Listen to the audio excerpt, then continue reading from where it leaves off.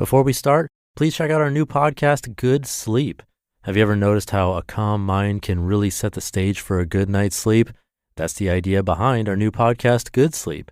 Greg, our host from Optimal Relationships Daily, is here to help ease you into a peaceful night's rest with some positive affirmations. And these affirmations aren't just comforting, they can help ease anxiety and nurture positive thoughts, setting you up for true good sleep. So press play on Good Sleep tonight because a good tomorrow starts with a good night's sleep. Just search for Good Sleep in your podcast app and be sure to pick the one from Optimal Living Daily. This is Optimal Living Daily, episode 2920, Why Your Boss Will Live Longer Than You, unless, of course, you take my advice, and The Biggest Predictor of Your Happiness, both by Stella Grizont of Woopaah.com. And I'm Justin Malik, the guy that reads to you every single day of the year, including weekends and holidays, to help you live a more meaningful and positive life.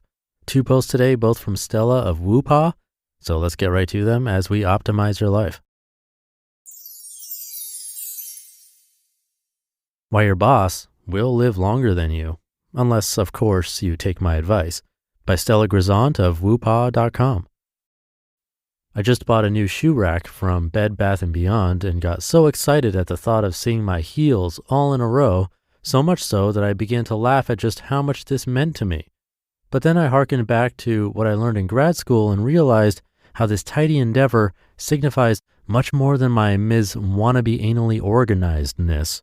It's actually representative of a life-threatening problem that faces everyone who has a boss.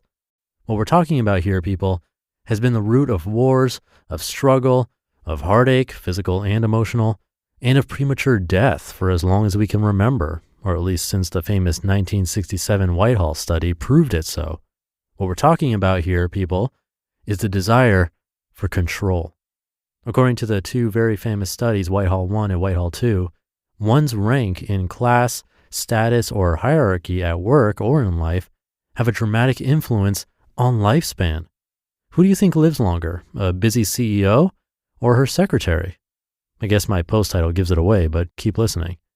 According to the Whitehall studies, which examined 18,000 male civil servants in 1967, and then over 10,000 men and women 20 years later in a longitudinal study, it turns out that those in a lower rank have a morbidity rate of almost twice those who occupy higher level positions. The higher your position, the longer you're more likely to live. Why? Wouldn't the responsibilities of a CEO cause more stress, which leads to spiked cortisol levels, which leads to cardiovascular issues? You would think. But actually, the study found that the less control you feel you have over your lot in life, the higher your level of stress. Capiche? Other studies following this theorize that perhaps it's not so much control, but maybe the anticipation of not knowing what's next. Same difference to me. So how do you live longer or just as long as your boss? Number 1, outsmart yourself.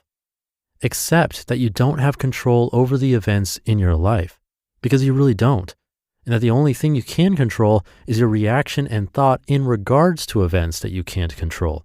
That actually gives you lots of control. In fact, it determines about 40% of your happiness. Outsmart the power struggle. Choose your response to things that come up. Number 2, create pretend pockets. So maybe you can't control the fact that your company's biggest competitor just came up with the next best thing to sliced bread, that your baby cries at night, or that the train is late. But you can create pretend pockets of control. Pretend pockets of control are little things that you do for yourself to make you feel like you do actually have control in life.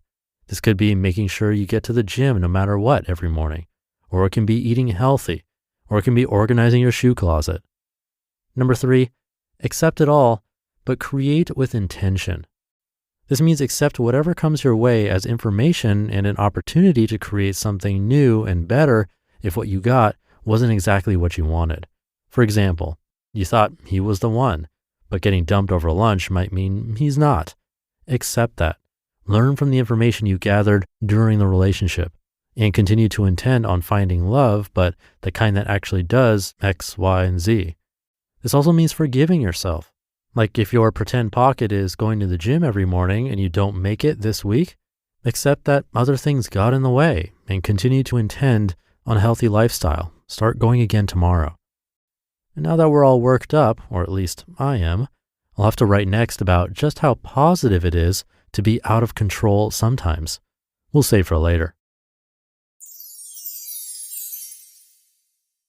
The Biggest Predictor of Your Happiness by Stella Grizont of Woopaah.com.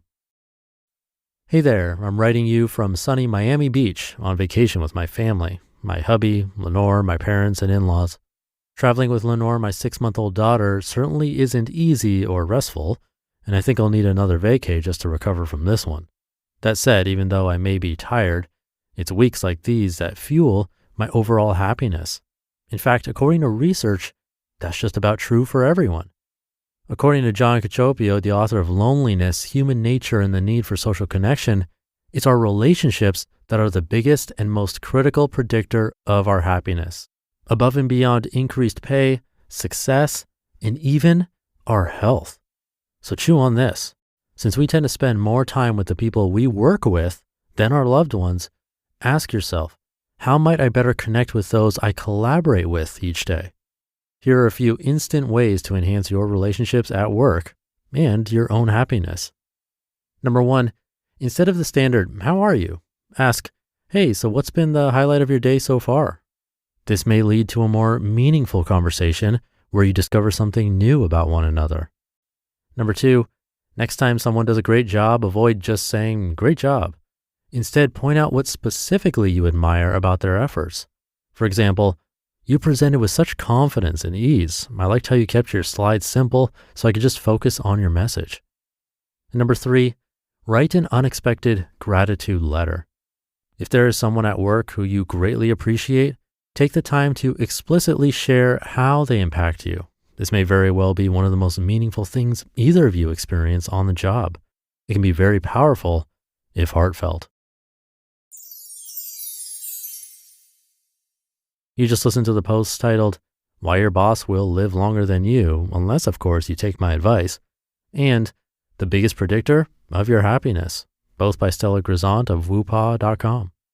ABC Tonight. It just takes one great idea to change your life. Shark Tank returns for its 15th season. I didn't know I was going to cry right now. With new guest sharks, Jason Blum of Blumhouse, Michael Rubin of Fanatics, and Candace Nelson of Sprinkles Cupcakes. I'm going to make you an offer. On a scale of 1 to 10. I've never seen anything like this on Shark Tank. This season is a 15. I totally believe in you. Shark Tank premieres tonight on ABC and stream on Hulu. This episode is brought to you by Vonage. Is your business ready to integrate live video chats into your app? The Vonage Video API makes it simple for developers to build custom solutions that make sense for your business. From providing faster tech support and better customer service to hosting more productive meetings and classes, live video enhances every conversation. Go live on your terms with Vonage. Learn more at Vonage.com. Thank you to Stella. Anecdotally, it was very true for me when I did an experiment of my own, tracking my mood on a 0 to 10 scale every single day for like a year or more, and then writing down short notes of what I actually did that day. When I looked back at the highest days, those were the days spent with other people for most of the day, not the mostly alone days. The days spent alone or mostly alone were always generally in the middle, like 5s out of 10. Or if I was sick, then maybe a 2, but ignoring health issues, basically they stayed average, which is okay. We can't always have 8s, 9s, and 10s. But to get that high, in my experience, you really need to enjoy other people's company. So take note of that today and this weekend. I'll leave it there for today. Hope you're having a great weekend, and I'll be back tomorrow where your optimal life awaits.